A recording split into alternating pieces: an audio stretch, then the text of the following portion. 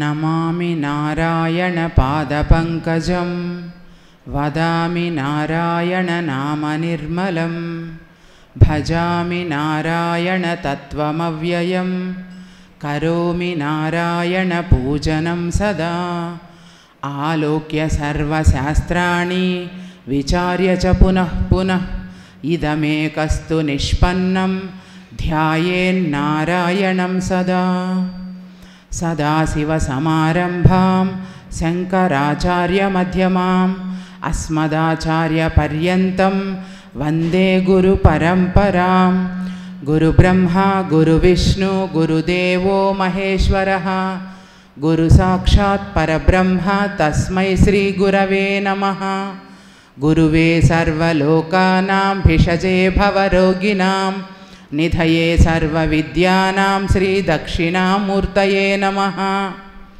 అఖండమండలాకారం వ్యాప్తం యేన చరాచరం తత్పదం దర్శితం యేన తస్మై శ్రీగురవే నమః యవ్వనిచే జనించు జగము జగమెవ్వని లోపల ఉండులీనమై యవ్వని ఎందుడిందు పరమేశ్వరుడెవ్వడు మూల కారణం బెవ్వడు అనాది మధ్యలయుడెవ్వడు సర్వము తానైన వాడెవ్వడు వాని ఆత్మభవున్ ఈశ్వరునే శరణంబు వేడదన్. సభా సరస్వతికి ప్రణామాంజలి. అంటే ఏమంటే చెప్పడం వరకే తప్ప ఆ మాటే చెప్తాడు. ఏం ఆచరించాలంటే అదే చెప్తాడు.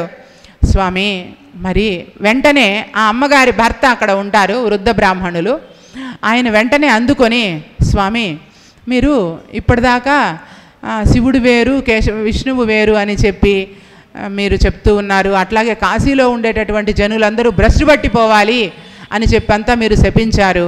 మరి ఇది అంతా ఒకటే అంతా అనేటటువంటి ధర్మాచరణ కిందకు మీ యొక్క ప్రవర్తన వస్తుందా స్వామి అంటే అప్పుడు వ్యాసుడు అవాక్కైపోయి అప్పుడు సంపూర్ణంగా అది ఆయనకు మోక్షధామాన్ని అందించిందనమాట. అప్పుడు ఆయన ఆ ఊర్లో ఇంకా ఆ స్వామి వాళ్ళు నువ్వు పలానా చోటకు వెళ్ళిపో, ఇక్కడ ఉండద్దు, కాశీని విడిచిపెట్టేసేయనంటే అప్పుడు పక్కనే ఉండేటటువంటి అక్కడికి వెళ్ళి అక్కడ ఆయన స్థావరాన్ని ఏర్పాటు చేసుకుంటాడు. దానిని వ్యాస కాశీ అని చెబుతారన్నమాట. నిజానికి శివం అంటే అర్థం ఏంటంటే జ్ఞానము అని అర్థం. అంటే శివం అంటే ఆ జ్ఞానం, ఆ జ్ఞాన తీర్థాన్ని. జ్ఞానం అంటే దానికి రూపం కానీ నామం కానీ లేదు, అది అంతటా వ్యాప్తమైపోయి ఉంటుంది. అది ములుగుచ్చ సందు లేకుండా వ్యాప్తమైపోయి ఉంటుంది.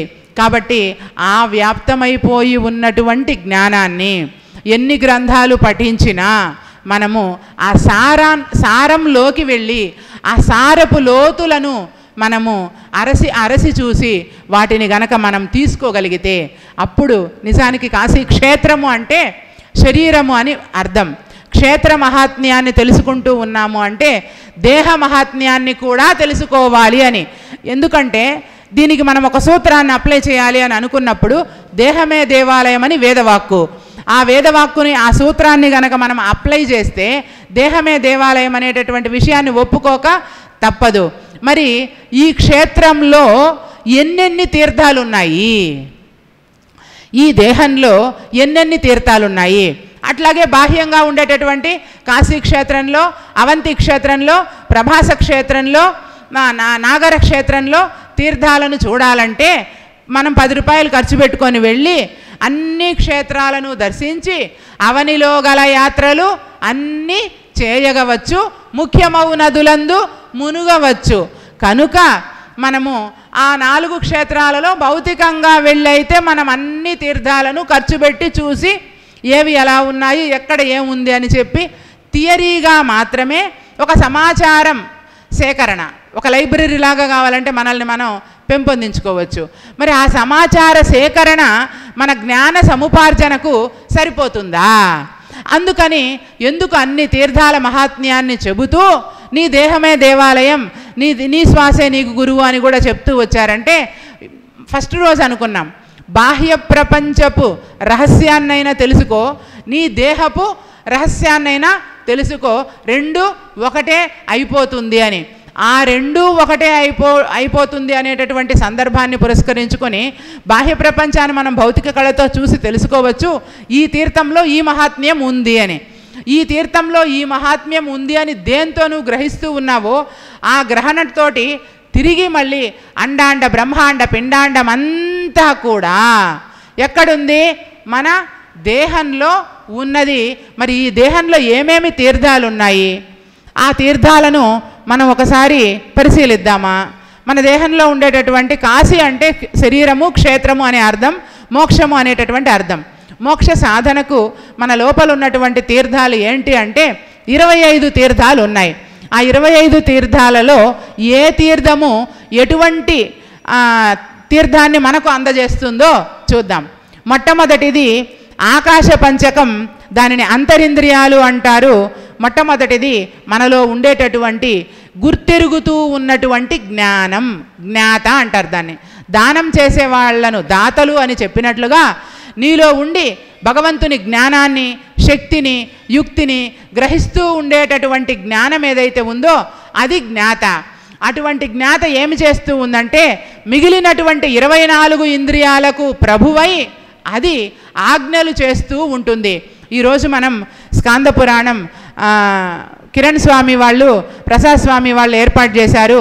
అక్కడికి నేను వెళ్ళాలి అనే భావన ఎక్కడ కలుగుతుంది అంటే నీ లోపల ఉన్నటువంటి జ్ఞాత అనేటటువంటి ఒక తీర్థక్షేత్రం ఉంది. దానిని శరీరీ అంటారు. ఆ తీర్థక్షేత్రంలో నువ్వు నిర్ణయం తీసుకున్నప్పుడు నువ్వు ఒక కమాండ్ ఇస్తావన్నమాట. ఇప్పుడు కెమెరాకి కమాండ్ ఇచ్చేశారు. మనం మాట్లాడే మాటలన్నీ కూడా వరుస క్రమంలో రికార్డ్ అయిపోతాయి. అవునా? చూడండి, ముందు వెనక కూడా రికార్డు కాదు అది. మనం ఏమైనా మర్చిపోతామేమో కానీ తిరిగి మీరు ఆన్ చేశారంటే మనము ఏ క్రమంలో మాట్లాడామో అదే క్రమంలో అది రిసీవ్ చేసుకుంటుంది. అంతటి రిసీవింగ్ పవర్స్ అందులో ఉంటుంది. ఆ రిసీవింగ్ పవర్ మన కళ్ళకి ఏమన్నా కనిపిస్తూ ఉన్నదా? లేదే. అటువంటి రిసీవరు అట్లాగే తిరిగి మనకు అందిస్తారు. అందించేదాన్ని ఏమంటారు స్వామి? రికార్డ్ అయింది మళ్ళీ మనకు వినిపిస్తుంది కదా అది. కాబట్టి రిసీవరు ఒకటే, తీసుకునేది ఒకటే, తిరిగి మనకు అందించేది కూడా ఒకటే. ఆ సమస్త విషయాలను మన శరీరంలో ఉండేటటువంటి మొట్టమొదటి క్షేత్రం, మనం దర్శించవలసినటువంటి క్షేత్రం శరీరి. దాని పేరు జ్ఞాత. అది మనం చెప్పినవన్నీ రిసీవ్ చేసుకుంటుంది. ఇప్పుడు మీకు చెప్పారు ఇక్కడ ఈ కార్యక్రమం జరుగుతూ ఉంది అని. ఇది మన జ్ఞాతలో నిక్షిప్తమయ్యింది. మళ్ళీ తిరిగి నేను వెళ్ళాలి అని నిర్ణయించుకున్నది కూడా అదే అన్నమాట. ఇది 25వది. దీనిని జ్ఞాత అంటారు. ఇది మనం ఖచ్చితంగా మన శరీరంలో మనం తెలుసుకోవలసినటువంటి తీర్థం. ఈ జ్ఞాత పని ఏంటి అంటే ఇది ప్రభువు, ఇది లీడర్, ఇది నాయకుడు, ఇదే ఈ మిగిలిన 24 ఇంద్రియాలను నడిపిస్తూ ఉండేటటువంటి రాజు. దీనినే రమణ మహర్షి ఉపదేశ సారంలో చెప్పినటువంటి కర్తురాజ్ఞయా ప్రాప్యతే ఫలం కర్మ కిం పరం కర్మ తజ్జడం కృతి మహోదధౌ పతన కారణం ఫలమశాశ్వతం గతి నిరోధకం ఈశ్వరార్పితం నేచ్ఛయా కృతం ఫలమశాశ్వతం చిత్తశోధకం ముక్తి సాధకం. ఇవన్నిటికీ కారణం ఈ జ్ఞాత. ఇదేం చేస్తుందంటే కర్త అని తాను కర్తగా భావిస్తూ ఉంటుంది. తాను కర్త కాదు అనే విషయం నెమ్మదిగా మళ్ళీ తెలుసుకుంటుంది. అది అప్పటి వరకు నేనే కర్తనని అనుకుంటుంది. ఎందుకంటే దానికి వైరస్ పట్టుంది. దేనికి?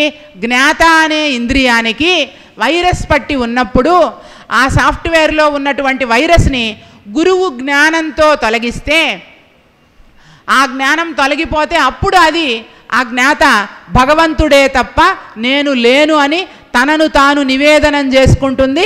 అప్పుడు ఆత్మ నివేదనం జరుగుతుంది. అప్పటి వరకు ఆ జ్ఞాత అనేటటువంటి తీర్థంలో జరిగేటటువంటి ప్రక్రియ ఏమిటి అంటే రిసీవరు రిసీవ్ చేసుకుంటుంది, తిరిగి మనకు అందిస్తుంది అన్నమాట. అది జ్ఞాత. దీని తర్వాత మనసు. మన గురించి మనం చదువుకోవాలి కాబట్టి ఇది 24వది మనసు అన్నమాట. ఈ మనసు ఏమి చేస్తుందంటే ఈరోజు మనం పలానా చోటకు వెళ్ళాలి అని పైన ఉన్నటువంటి జ్ఞాత నిర్ణయించినటువంటి ఆదేశాల మేరకు ఎలా వెళ్ళాలి, ఆటోలో వెళ్ళాలా, సైకిల్లో వెళ్ళాలా, నా బిడ్డను వదిలిపెట్టమని చెప్పాలా, లేదా మా ఇంట్లో వాళ్ళని వదిలిపెట్టమని చెప్పాలా అని ఆలోచన చేస్తుంది. ఎవరికి అనుగుణంగా ఆలోచనలు చేస్తూ చెప్పండి? జ్ఞాతకు అనుగుణంగా ఆలోచనలు చేస్తూ ఉంది. ఇదే విషయాన్ని ఇంకొక పక్కకు వెళ్ళి మాట్లాడదాం. ఇదే జ్ఞాత ఈరోజు నేను వాళ్ళ దగ్గరికి వెళ్ళాలి, వాళ్ళతో గొడవ పడాలి, నేను వెళ్ళి గొడవ పడాలి అని కూడా అక్కడ జ్ఞాతలోనే నిర్ణయం జరుగుతుంది. బాగా ఆలోచించండి, మనల్ని మనం ఆవిష్కరించుకునేటటువంటి విధానం. ఇప్పుడు జ్ఞాతలో ఆ సాఫ్ట్ కాపీలో నేను వెళ్ళి గొడవ పడాలి అని నిర్ణయం తీసుకుంటే దానికి అనుగుణంగా కూడా ఎలా గొడవ పడాలి, నేను వెళ్ళి ఎలా హత్య చేయాలి, ఎలా గొడవ పడాలి, ఎలా అరచాలని కూడా మనసే ఆలోచిస్తుంది. పాపం దానిది తప్పు ఉన్నదా, తప్పు ఎక్కడుండదో మనం గ్రహిస్తే పొరపాటు ఎక్కడ జరుగుతూ ఉంది, వైరస్ దేనికి బట్టి ఉంది, రోగం దేనికి కలిగి ఉంది, భవరోగాన్ని ఎట్లా తొలగించుకోవాలి, భవరోగం ఏ అవయవానికి పట్టి ఉంది, మనలో ఏ ఇంద్రియం రోగంతో అల్లలాడిపోతూ ఉంది. అందుకనే మన మహేశ్వరుడు ఫస్ట్లోనే చెప్పాడు, భవారణ్య ప్రవిష్టస్య దిగ్మోహ భ్రాంత చేతసః ఏన సందర్శితః పంథాః తస్మై శ్రీ గురవే నమః.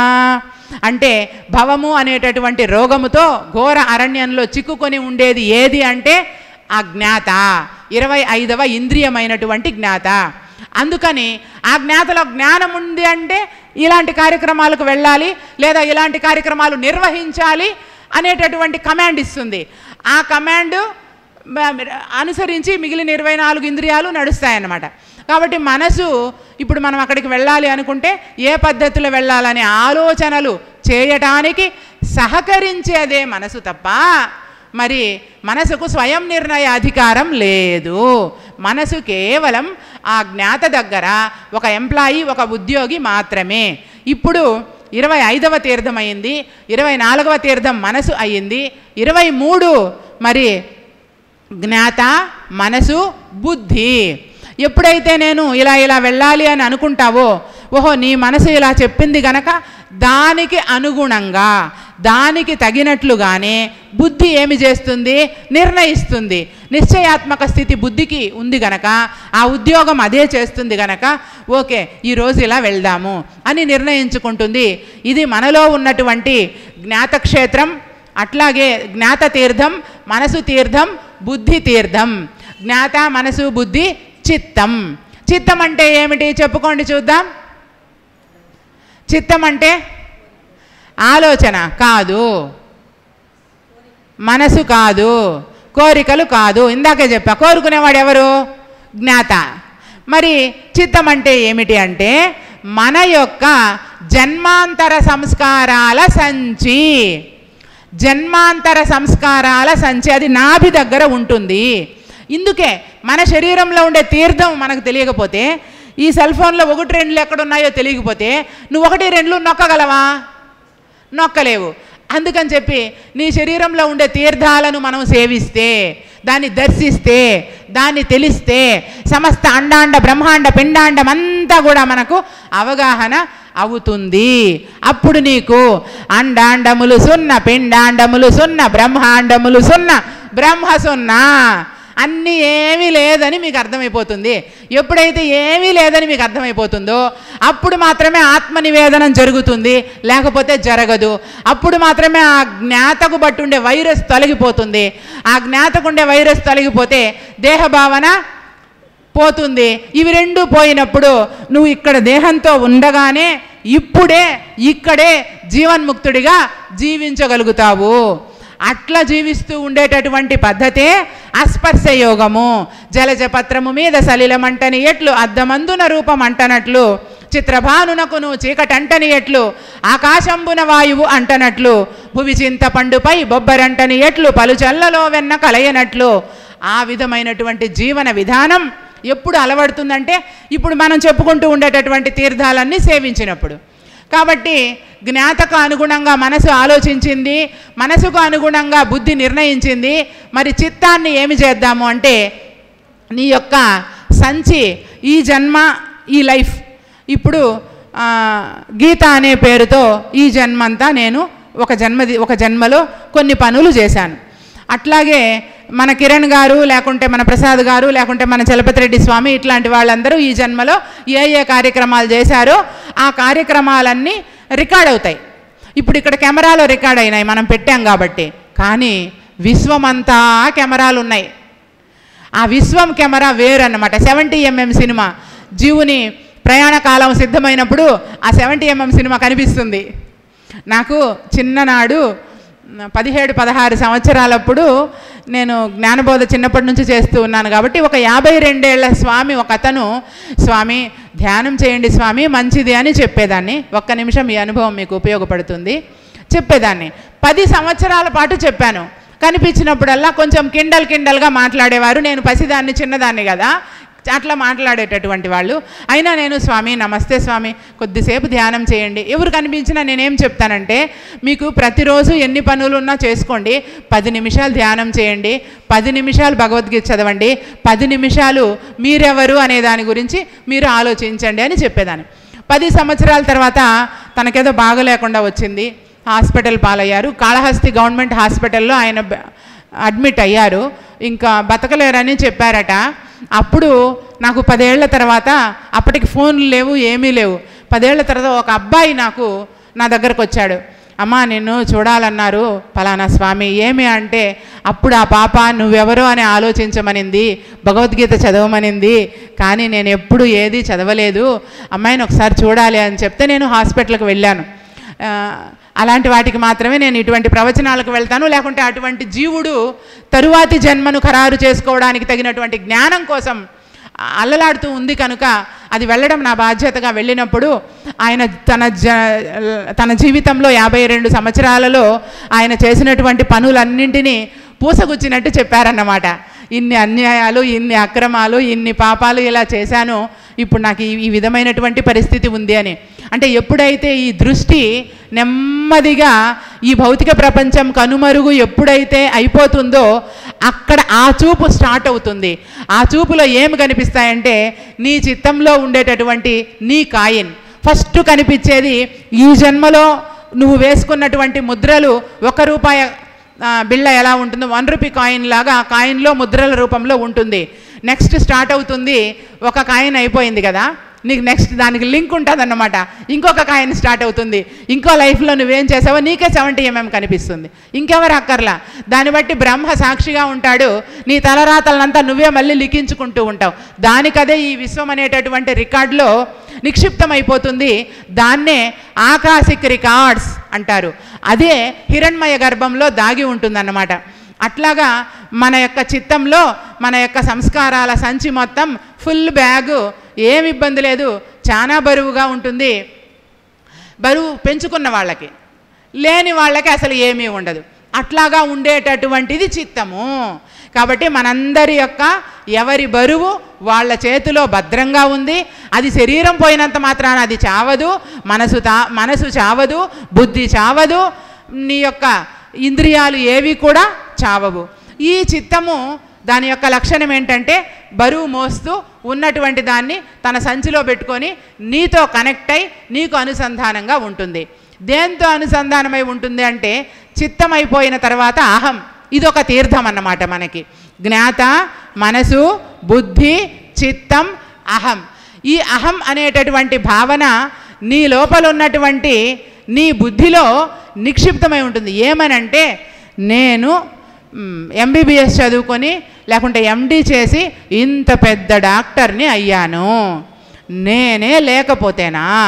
నా 4 పిల్లలకి ఇన్ని కోట్లు ఎవరైనా సంపాదించి పెట్టేవారా ఏంటి? నేనే లేకపోతేనా?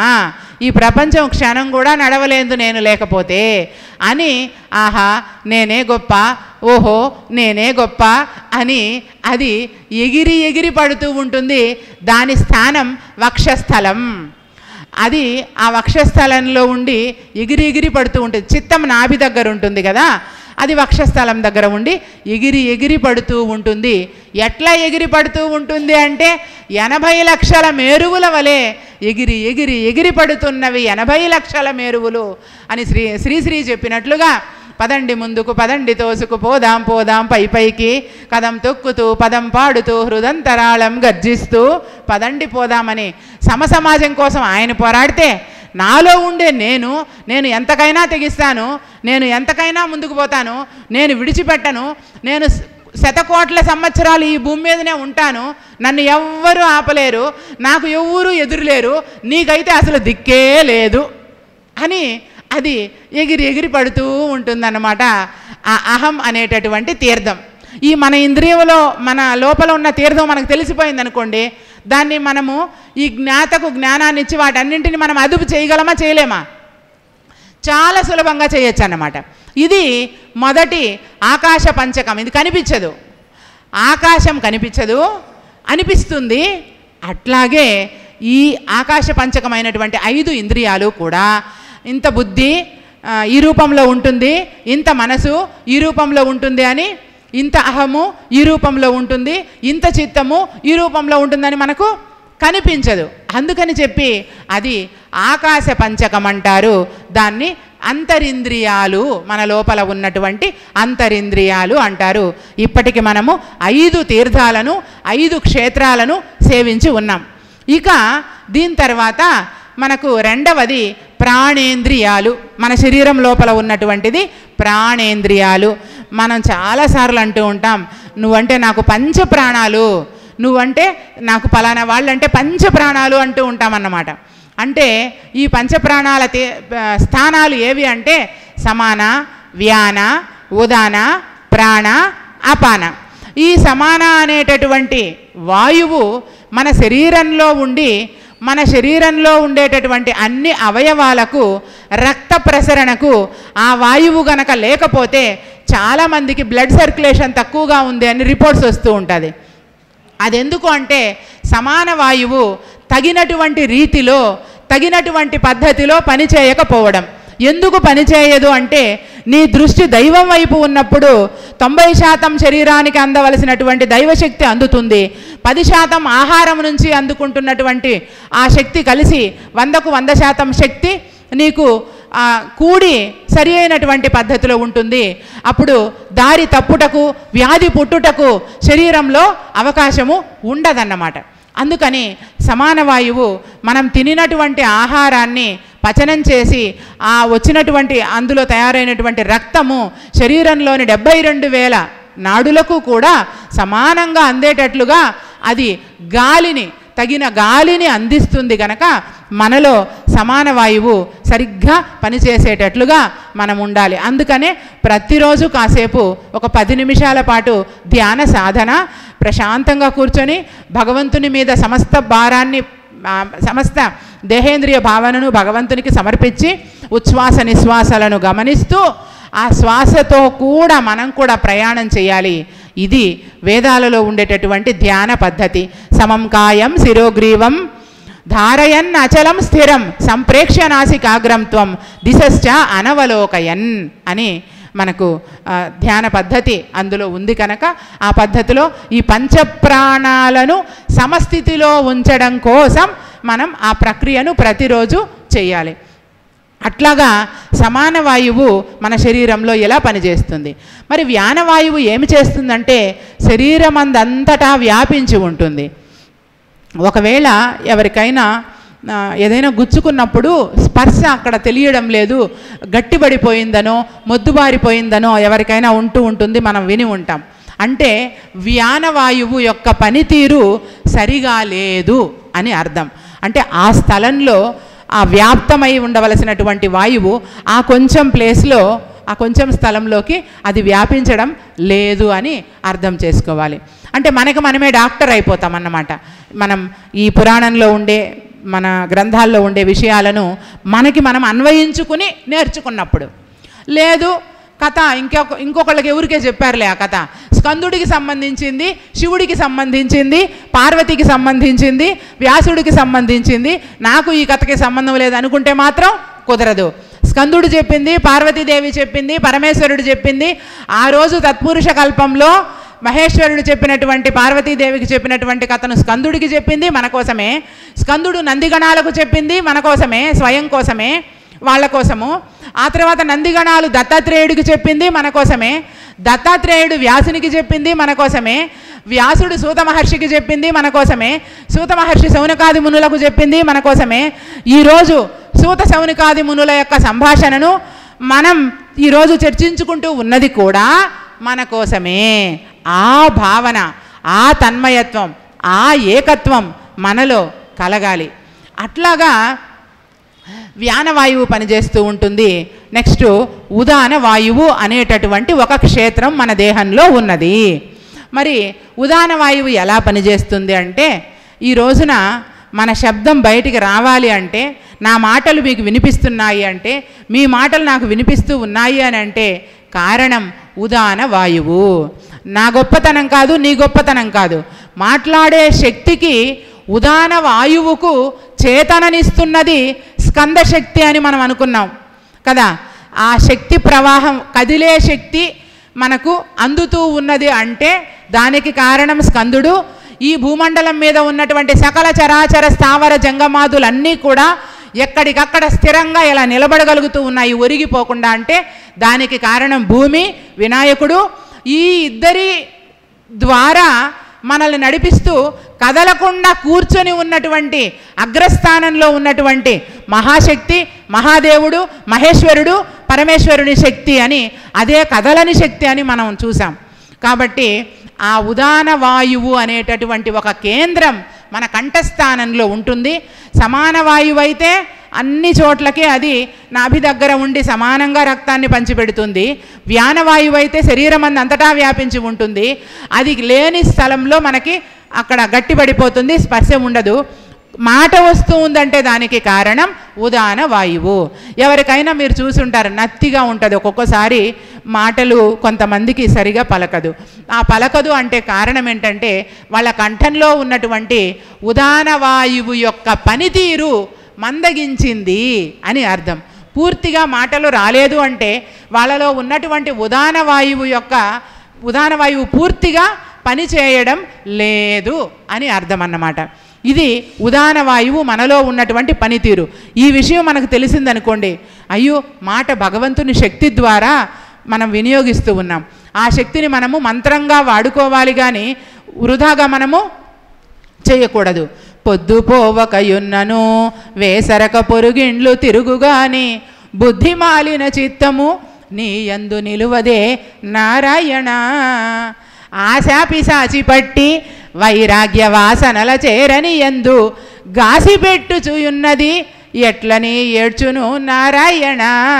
ఇంకా ఎట్లా అట్లా గాసి పెడుతుంది అన్నమాట. మీకు ఇందాక 52 ఏళ్ళ అతను హాస్పిటల్లో ఇలా గాసి పెట్టాడు అని చెప్పాను కదా, అలా ఆ పరిస్థితిలో తనకు నిలకడలేక అల్లలాడేటటువంటి పరిస్థితి తయారవుతుంది. అందుకు అవకాశం ఇవ్వకుండా దేహం ఉన్నప్పుడే దేహిని దైవం వైపుగా మరల్ చేయాలి, భగవంతుని దృష్టిని మనం అలవరుచుకోవాలి. అట్లాగా ఉదాన వాయువు ఎవ్వరూ కూడా ఆ మాటను, ఆ శక్తిని, ఆ ఉదాన వాయువును జ్ఞాన బోధకు, జ్ఞాన ఆర్జనకు తప్ప మిగిలిన విషయాలకు అనవసరంగా మనము భగవంతుని శక్తిని వృధా చేయకూడదు. అది ఒక తీర్థం, అది ఒక క్షేత్రం, అది ఒక మంత్రం, అది ఒక గొప్పతనం, అది ఒక శక్తి. అందుకనే పరాపశ్యంతి, మధ్యమ, వైఖరి అనేటటువంటి వాక్కులు మనకి తెలుసు. అవి అక్కడికి వెళ్తే మళ్ళీ ఎక్కువ సమయం అవుతుంది. ఇక ఉదాన వాయువు అయిపోయింది. సమాన, వ్యాన, ఉదాన, ప్రాణ. ప్రాణ అంటే మన శరీరంలోకి జరుగుతూ ఉన్నటువంటి ఉచ్ఛ్వాస నిశ్వాసలు. ప్రాణశక్తి కూడా దేవుడు కాదు, ఈ ప్రాణశక్తికి ప్రాణం కదలడానికి కూడా ఉపయోగపడుతూ ఉన్నది పరమేశ్వరుని యొక్క మూలశక్తి. అందుకని మనకి అమ్మల గన్నయమ్మ, ముగ్గురమ్మల మూలపుటమ్మ అంటే అర్థం ఏమంటే, ముగ్గురమ్మలు అంటే సత్వరజస్తమో గుణాలు. ఈ 3 గుణాలకు కూడా మూలమైనటువంటి అమ్మ ఒకటి ఉన్నది. ఆ మూలమైనటువంటిదే కదలనటువంటి శక్తి, చలనము లేనటువంటి అచలమైన, నిత్యమైన, సత్యమైన, స్థాణువైనటువంటి శక్తి.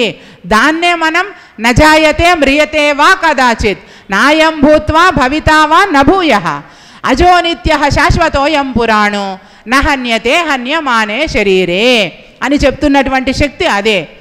ఆ యొక్క శక్తి యొక్క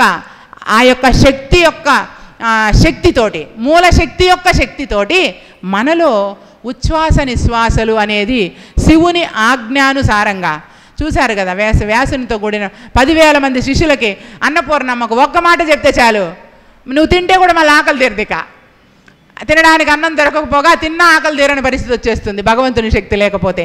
అందుకని చెప్పి ఆ ఉచ్ఛ్వాస నిశ్వాసలు మనలో జరుగుతూ ఉంది అంటే అది ఆ ఉచ్ఛ్వాస నిశ్వాసాలను ప్రాణ తీర్థము అని అంటారు.